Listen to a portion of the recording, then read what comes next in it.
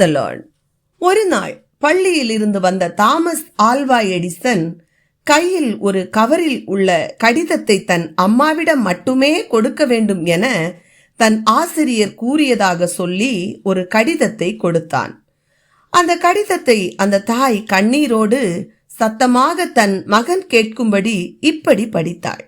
உங்கள் மகனின் அறிவு திறமைக்கு முன் எங்கள் பள்ளி மிகவும் சிறியது. அவனுக்கு கற்பிக்க திறமையான ஆசிரியர்கள் எங்களிடம் இல்லை.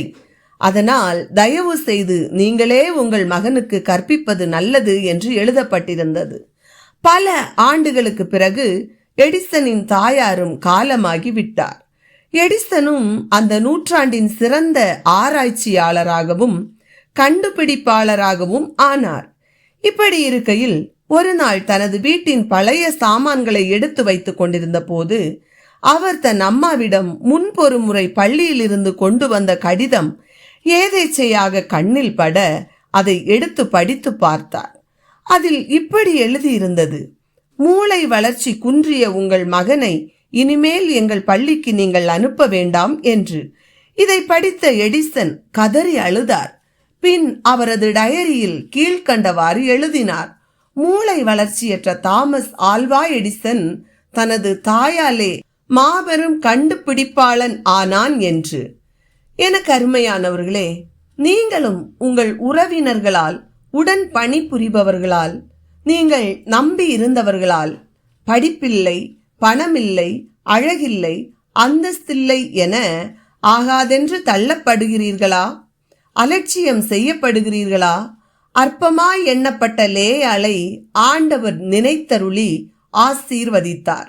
தன் சொந்த சகோதரர்களால் குழியில் போடப்பட்ட யோசேப்பு எகிப்து தேசம் முழுமைக்கும் அதிகாரியாக்கப்பட்டான்.